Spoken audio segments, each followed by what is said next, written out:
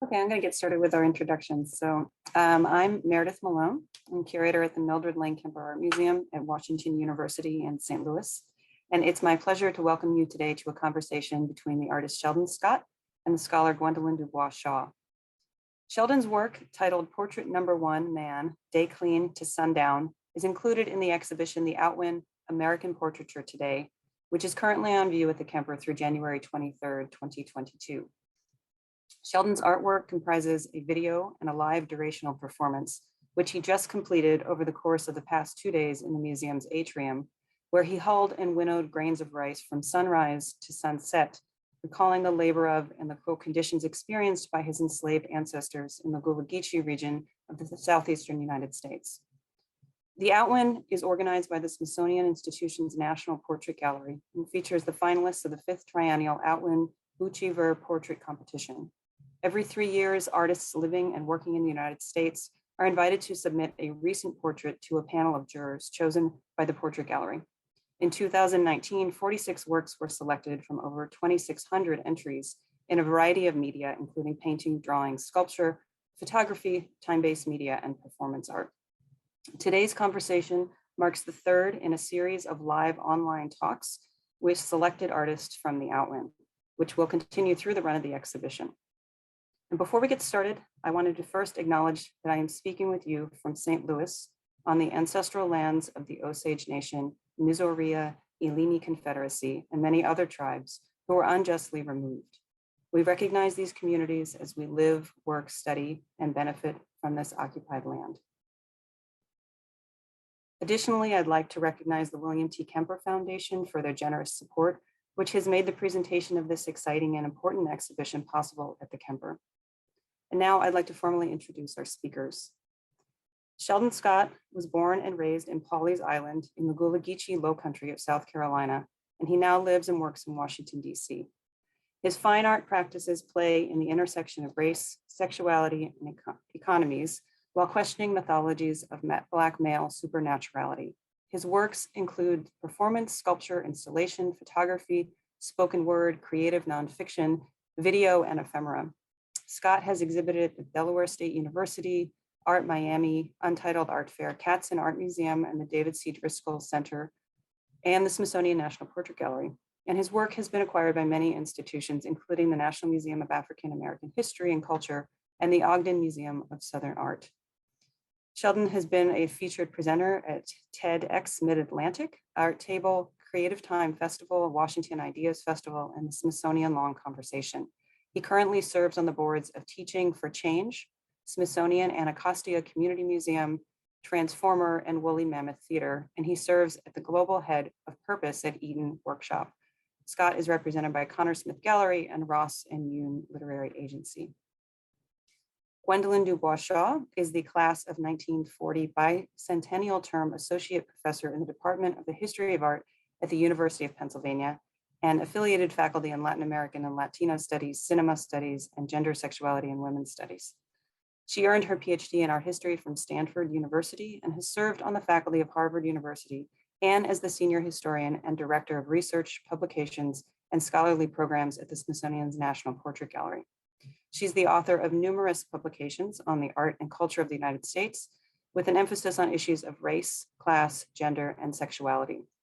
Just this month, she published the article, No Man is an Island, in the current issue of Art in America, where she explores how the performance work of both Sheldon Scott and Wanda Raymundi Ortiz keep alive the memory of the African diaspora and communities of color in the American South. I have one last technical note before we get the conversation going. This will run for about 1 hour. We encourage all attendees to participate by asking questions using the Q&A feature in Zoom. Please be aware that we are recording this event and we will answer as many questions as we can in the second half of the program. Now, I want to thank you both so much for being here. So Gwendolyn, I will hand it over to you to get started. Thank you so much, Meredith, and thank you everybody for being here. And special big thanks to Sheldon for joining me in conversation today. I'm going to get these slides up here. So, Sheldon, I hope you're feeling good. I know you spent the last 2 days working hard, huh? I did. I did. And I am feeling pretty good. Pretty good. It's been I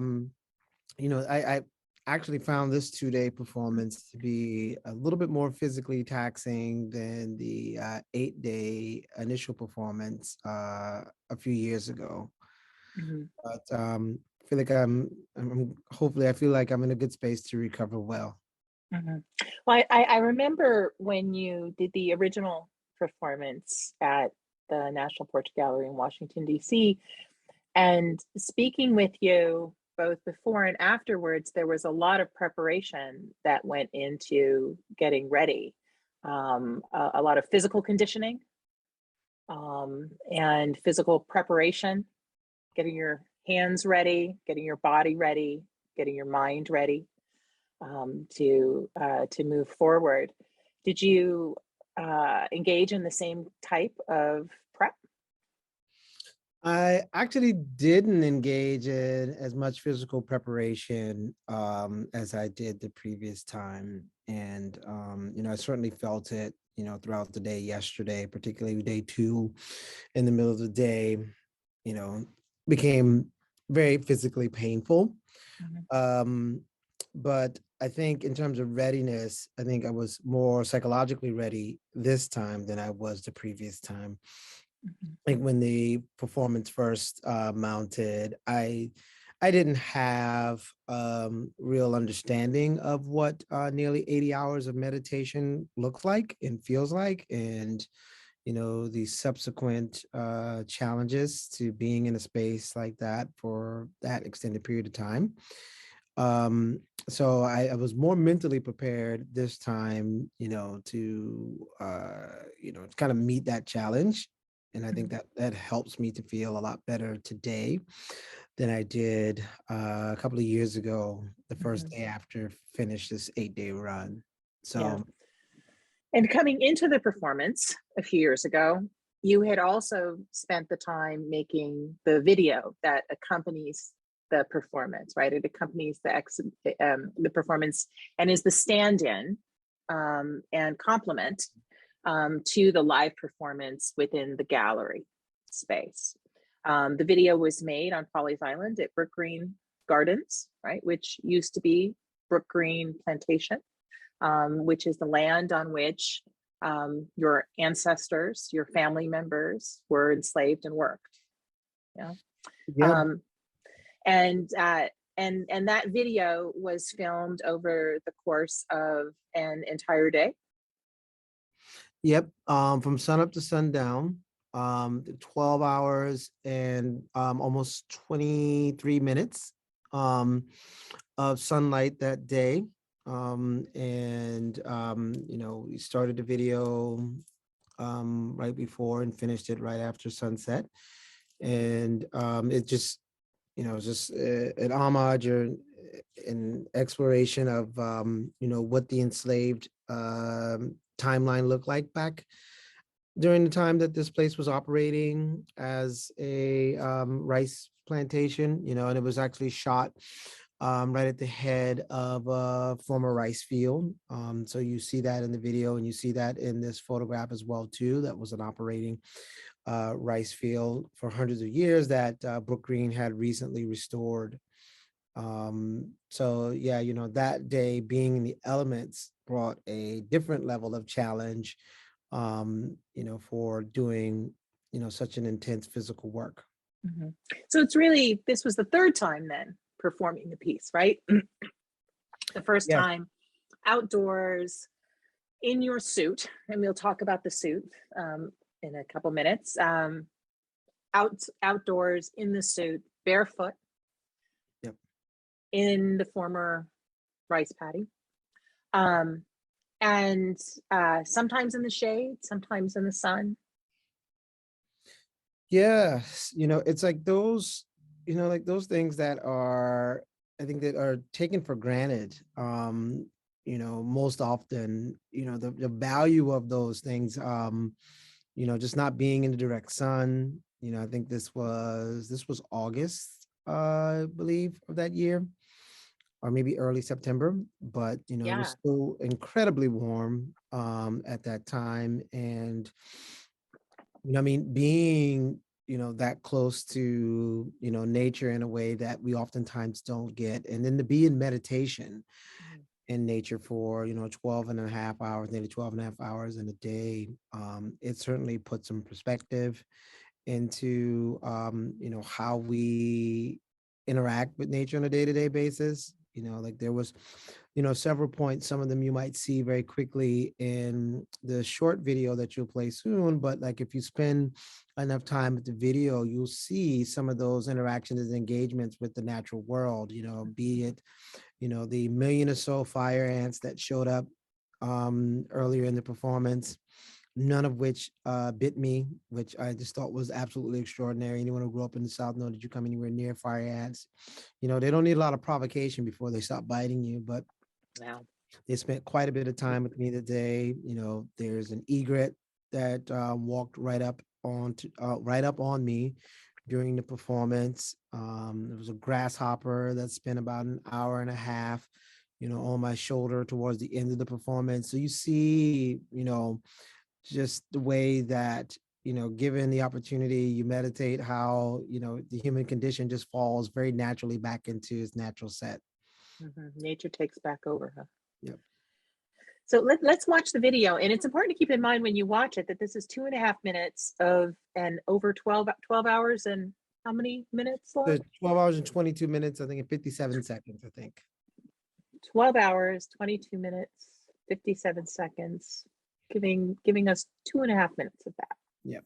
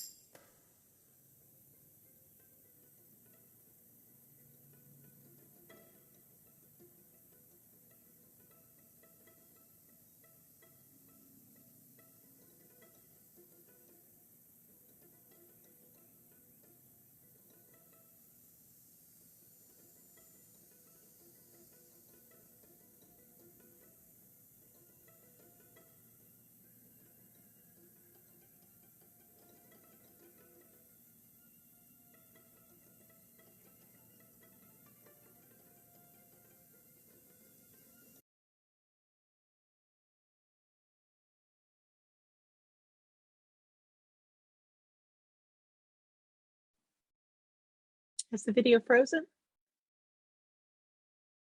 Oh no, is that it? No.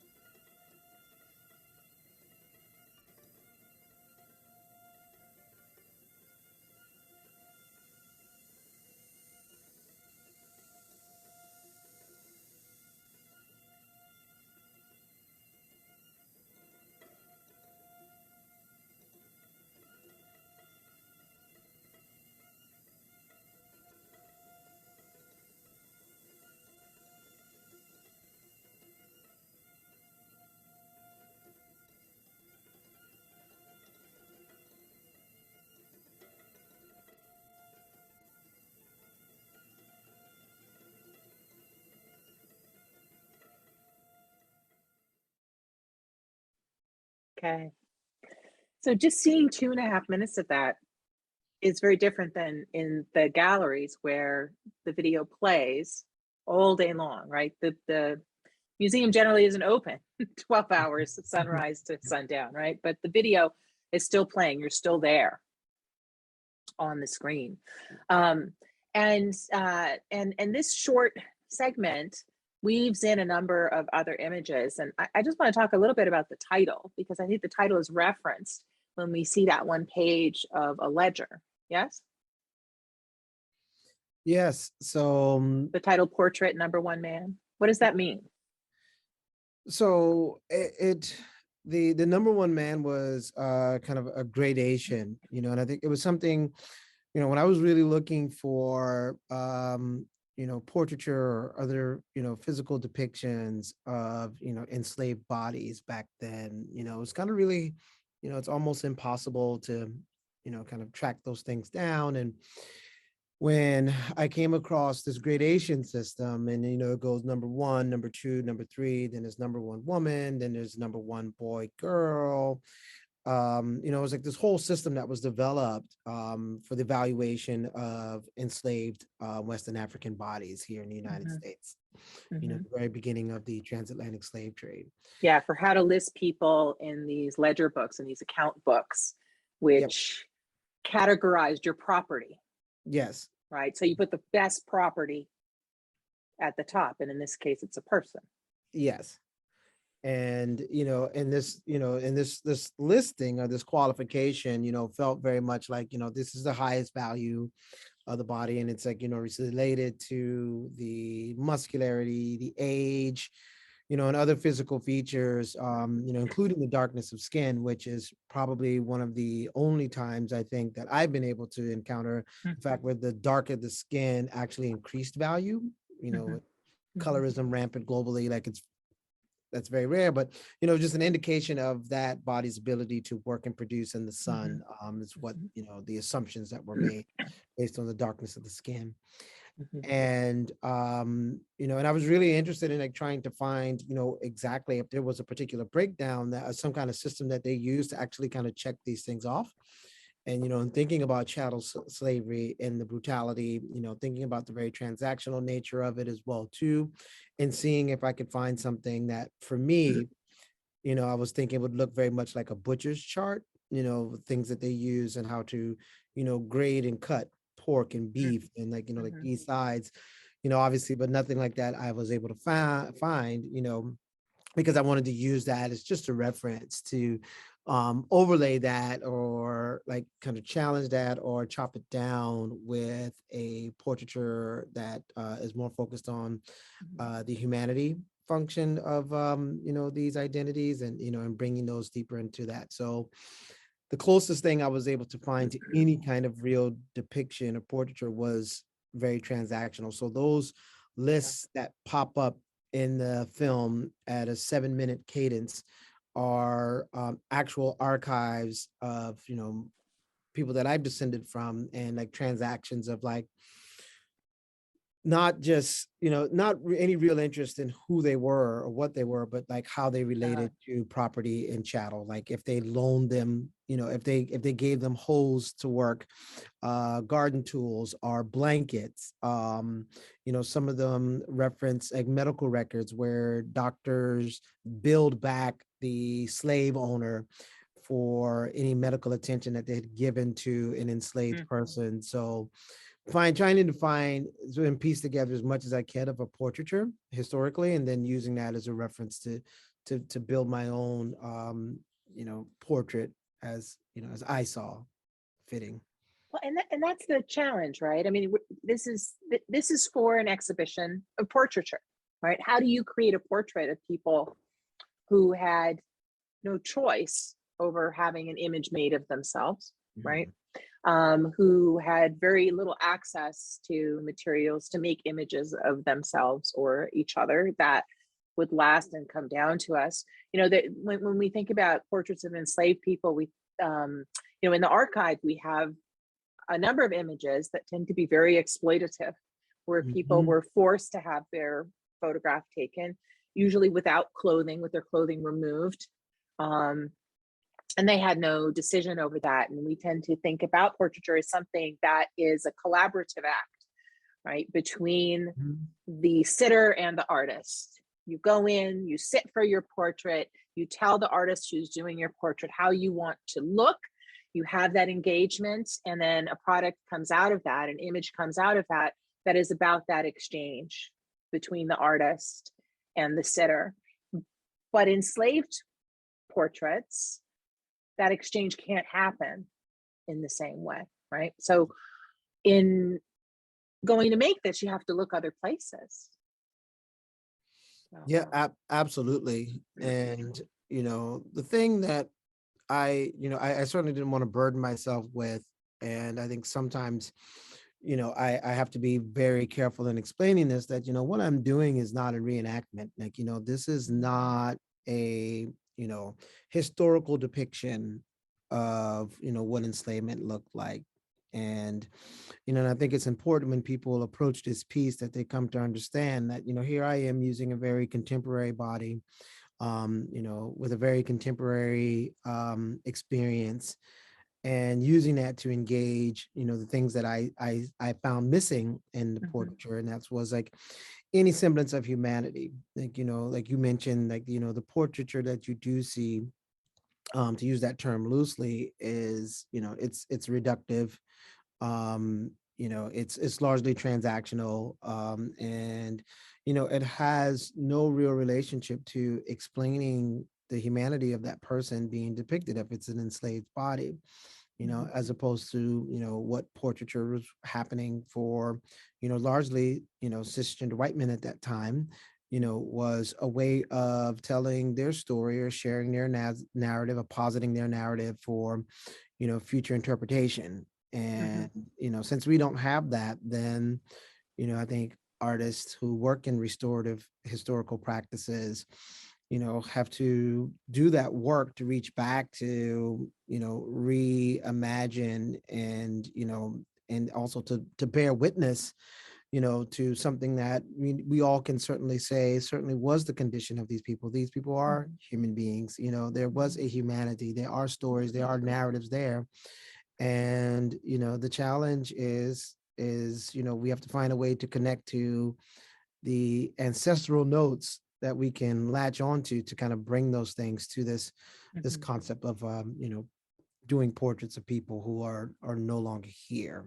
And, and using myself and my direct connection to the people in that particular land, was the I think is the biggest portion of the work. I don't know if I would be able to even step or attempt into something like this had I not grown up in, the same footprint of the, enslaved village that was once a part of Brooklyn, Springfield plantations. And literally that footprint. I mean, you're there, your feet are bare in the mud. Yep. How does that change things, having your feet in contact with the same earth? I mean, that's very much a portal. There's so much, information and data that's like in that ground, and, being in community with those trees, and, just the fact that, after hundreds and hundreds of years of not being in operation, that you can still clearly see the bones and the framework of those former rice paddies. And I think that's a very significant thing. If you ever take an aerial view of the Gullah Geechee region, you'll see this pattern, that exists, that were, painstakingly built by, my ancestors to create, to create a whole new topography. Like, you changed the actual earth. And I think within that change, that effort to change, all the energy that went into change, that energy resonates for quite some time. You just don't get rid of that kind of energy that makes that kind of change and that impact that quickly. And it is still there. And, being barefoot and just having my foot, I think you saw in there was a clip of me standing in that dirt, the way that dirt just kind of sunk into my skin, and spent days and days after showering, just like coming off, was, quite incredible, and quite, indicative of the amount of power and energy that was in that space. And, you know, Yeah. my body kind of just served as a portal of sorts and As a connection. conduit, huh? Yep. Moving through. Can we have the next slide, please?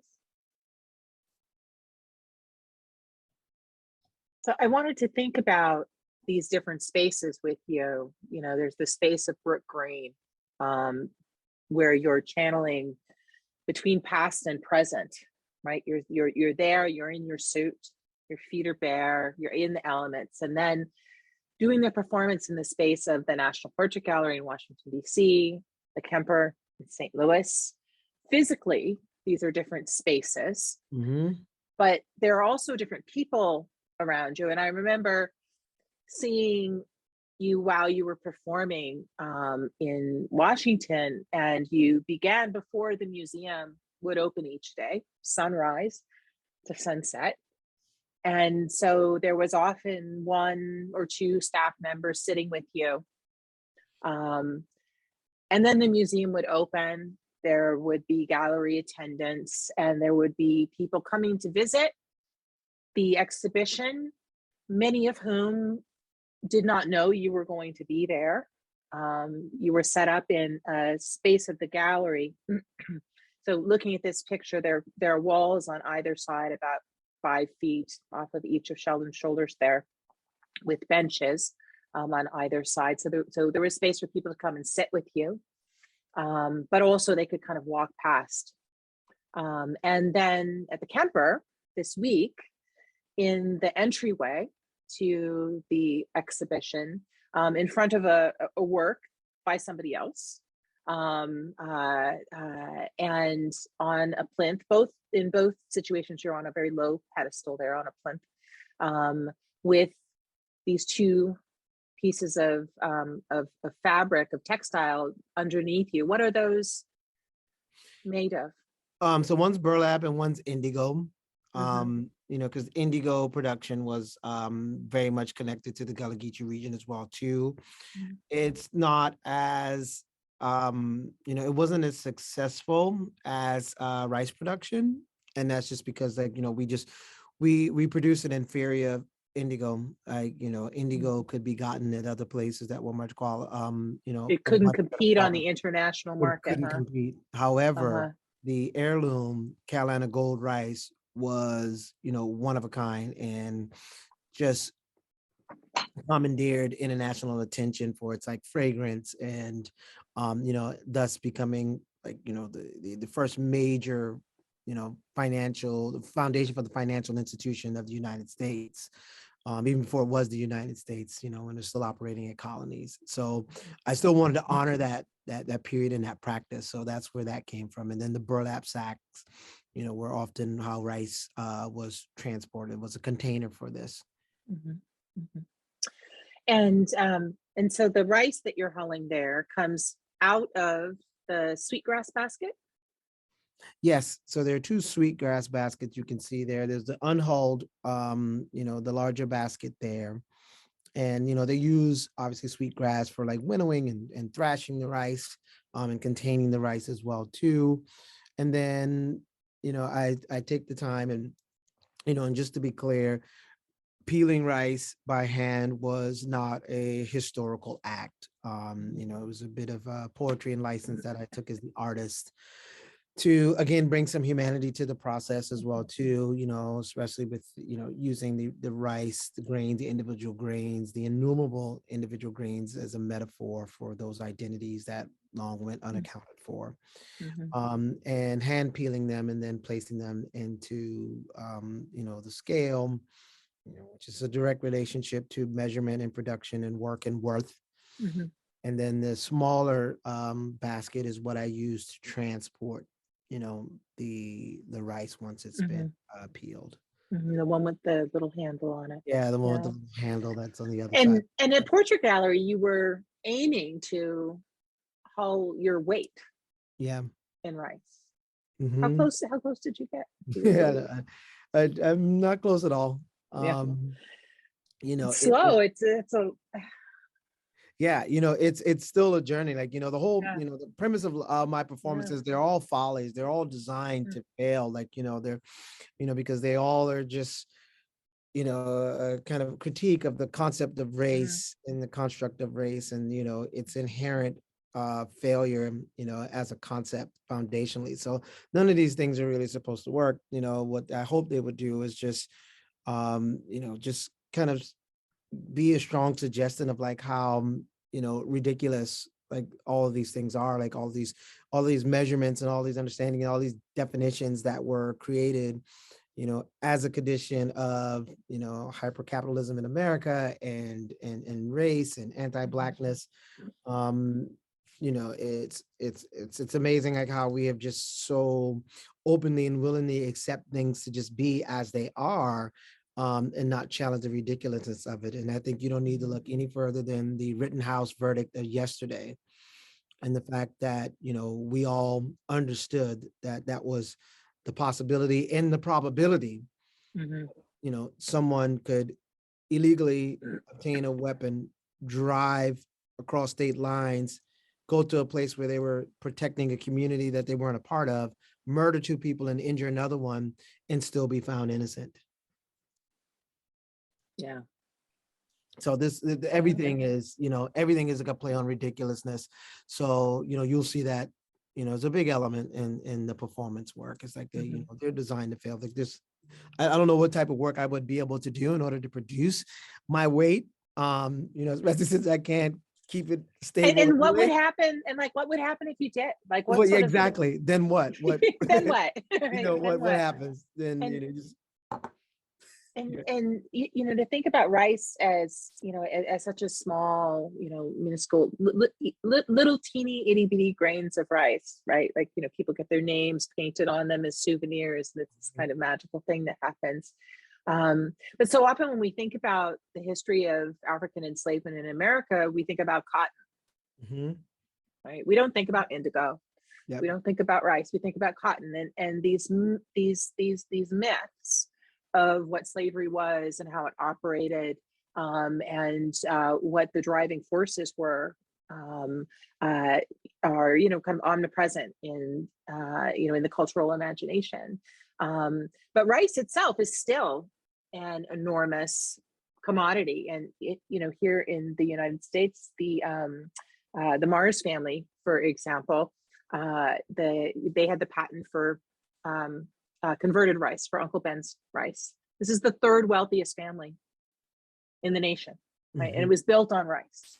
We think about Mars bars and candy, but really it was built on rice, and it's so significant as a commodity, and it's very specific to the Gullah Geechee region. It's not cotton there. Yep, absolutely. It's just because of the geography there.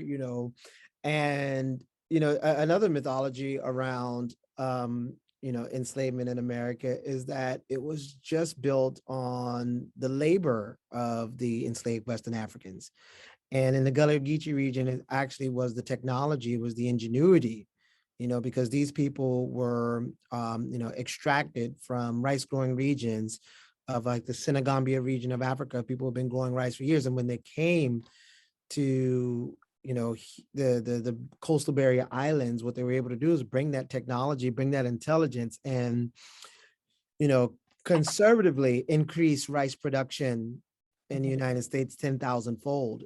Georgetown County, which is where I'm from and where Brookgreen sits, was one of the largest producers of rice in the world. We were sending rice throughout the colonies and also back to the continent because, again, the Carolina Gold rice was highly desired, and and that was based on the technology in the movement and the management and the mitigation of water, and using that technology as to create a way more productive environment for rice cultivation. And it's just so important. It's like, again, it's like one of those conversations where people want to know, like, what the contributions were of enslaved Western Africans to the United States. Well, the money made from the rice industry is what funded, the revolution. It's where the banks and the insurance companies in New York, that's what they were insuring and banking. It was all rice money, and their people, even though rice has been out of production wholesale in South Carolina now for hundreds of years, there are people in Charleston still spending rice money, and that just says a lot, for that impact of that industry, for it still to be, that incredibly valuable to this day.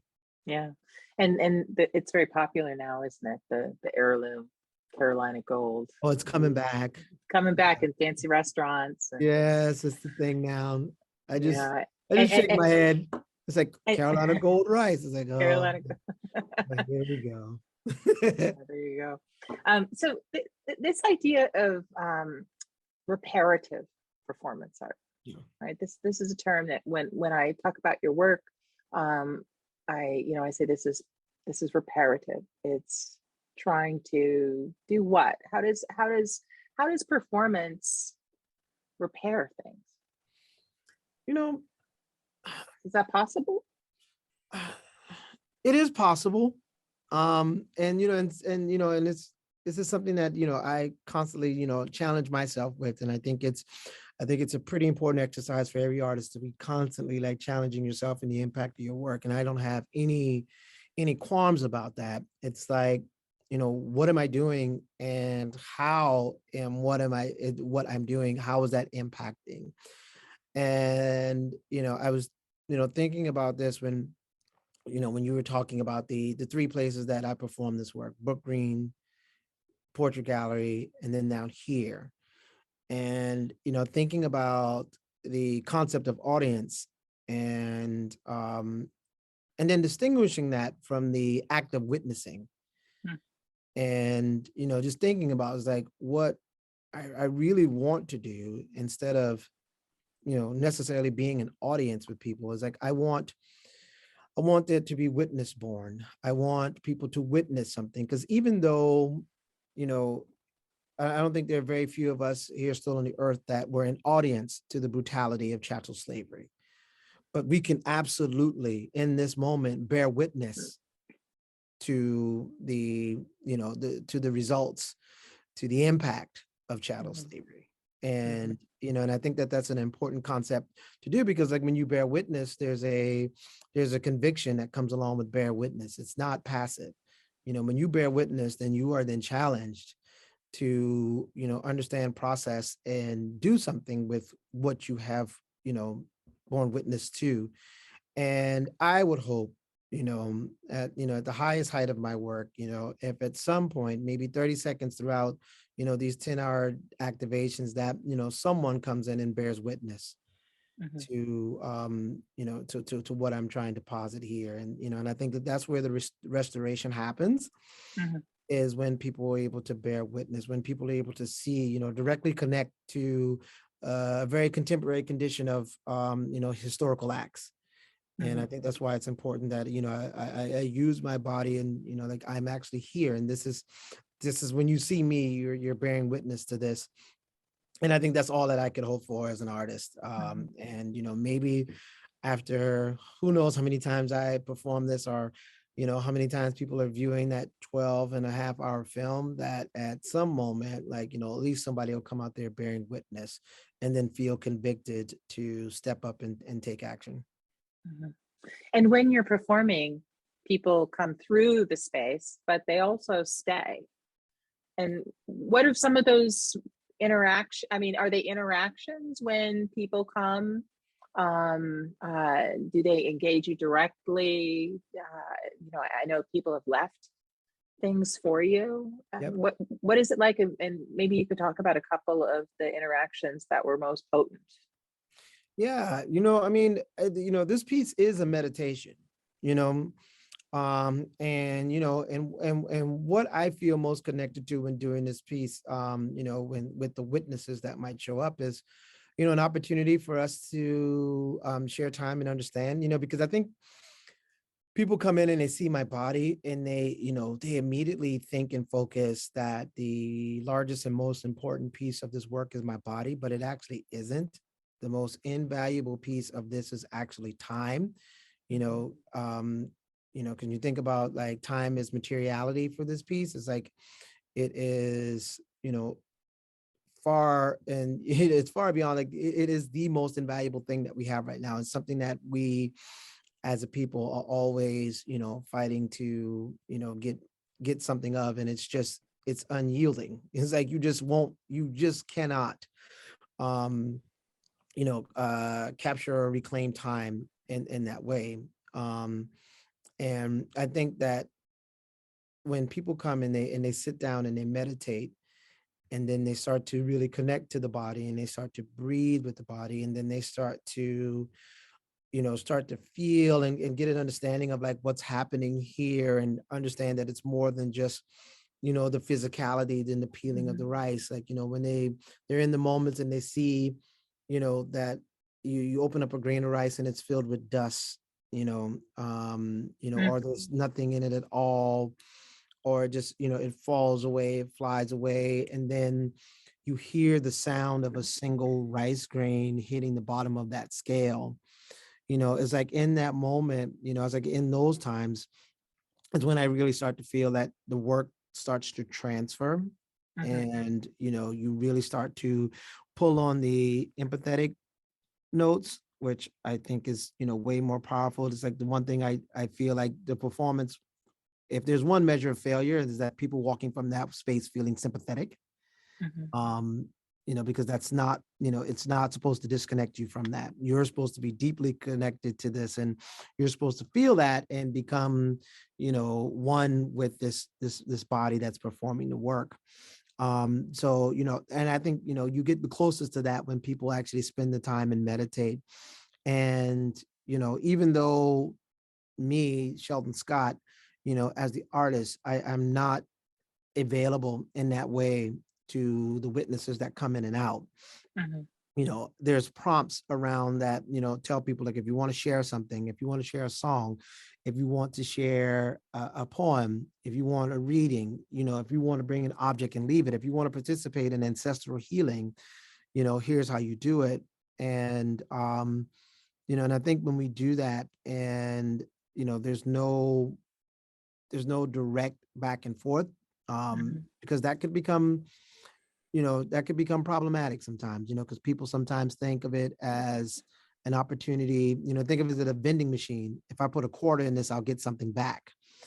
And that's not the obligation or the intention of the piece. The piece is just for you to contribute. This is, there's nothing to be gained by you other than your own connection to this piece, and then what you take with you, but it won't be given from the work itself. It's something you go and get yourself. And I hope that that's that understanding. And that happens with the meditation. There have been people who have come multiple times when it was done at the Portrait Gallery, and people were very engaged and they sang. People from as far away as Australia came. There were some indigenous folks who came and really spent a lot of time. One of them drummed once, and did a lot of reading and connecting to their own ancestral healing, particularly in the space of the National Portrait Gallery, which holds all types of energies and trauma, as it did operate as a hospital once. So there was a lot of that during the Civil War. Yep, during the Civil War. So I just hope that as people continue, and however comfortable they feel with spending as much time then, or even if they come back to it and the piece is no longer there, but the residue of it still exists. So maybe they might walk back and the body's no longer there, and still sit on that bench and engage in that meditation and remember and connect to that energy. Well, and by the video is the rice that you've hulled, right? So, so that what you've touched, what you've produced, remains there. I want to go to the questions, because there's a question which builds on what you've just been talking about with meditation. And it says, Sheldon, do you have a meditation practice outside of your performance? If so, how do they inform each other? I don't. And like last week, I had the opportunity. I work at this amazing place called the Eaton, and we had the honor of having a guest from one of the Tibetan monasteries in Virginia, right outside of DC. and one of the monks offered to do a meditation. And, I went in and, I just kind of explained I don't have a meditative practice formally. And think that it's important that I actually do establish that independent of the work.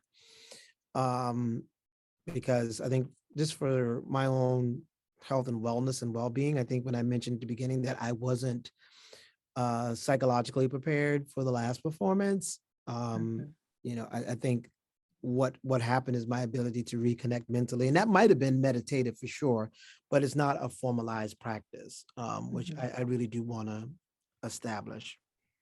Well, and there's been so much that has happened since the first, set, right? If we, so much trauma and change, and, we're really in, a very different world, than we were before.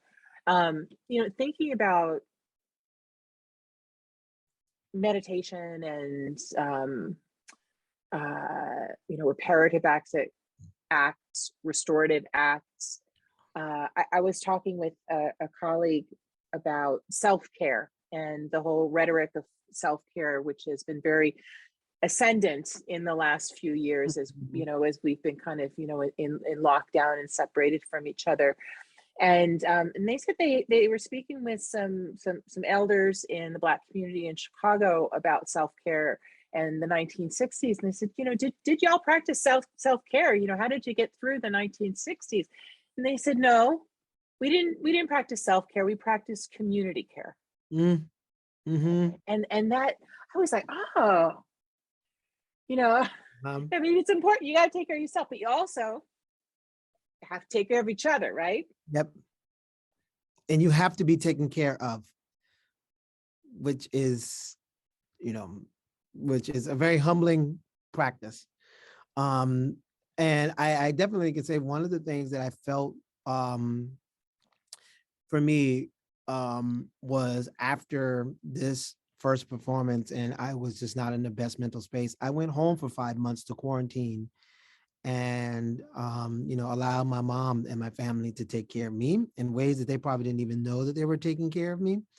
And I just couldn't imagine what the larger impact of that, 80-hour meditation would have been had I not had that opportunity to go back home to, allow my mother and the ancestors to actually, take care of me. And I think that concept of community cares, it is absolutely critical. And I think if we haven't learned anything about the inherent connectivity of us all, you think about the way that, COVID just kind of ravaged us, it made it clear that we are absolutely, inseparable. And like, that there's no line, there's no barrier. None of these things that we created, none of this ridiculousness that we created matters when it comes to, the connectivity of humanity, because we will all be connected and impacted. The results are different, certainly for different groups, but like, you just can't stop the trajectory of human nature. So I think community care is something that we definitely need to probably be more focused on, because I think that sometimes self-care is just a fallacy, because you're just things that you just cannot take care of by yourself, with yourself, or for yourself. It's that rugged independence that we think about all the time, and it's like it has no place in care. It's like we have to be humble enough to be open to helping others and allowing others to help us. Yeah. Charlene has a question that I think connects with that, about ancestral healing and whether or not everyone can participate in ancestral healing. She says, this piece reminds all that there were human chattel and there were owners, right? That this idea that it's not, I was thinking about this recently, how, slavery, the enslavement of African descended people is talked about as Black history. Come on now. Right. And that, Okay. that there are two sides to it. Right. And so this question. Can, it is both the opportunity to heal, right? The need to heal. We talk about community. How expansive is that notion? And, and what are those possibilities? Yeah, I mean, I think, like what I was talking about, like bearing witness, there's a responsibility and a conviction to like bearing witness, and you don't need to have been, there at that time, to understand, like, if I am still dealing with the trauma, of that time, even though that I personally, as Sheldon Scott, wasn't there, then there's certainly a shared responsibility and the understanding of its contemporary impacts. And I think, ancestral healing is a major function of that. And I think, you know, I, I was thinking about my work in relationship to, Afrofuturists and futurists in general. And I was like, man, I really want the opportunity to explore some collaboration and some work and some connectivity, because, in order for us to, imagine, a radical future, there's some historical work that we have to get done in order to get to that space. Like, the time is a continuum. We just can't separate that and expect our future to land in a place disconnected from our past. And, what I hope with my focus on this ancestral healing is it just will help to like allow people to better understand their place in the future and their responsibility for creating the future that they know that we all need.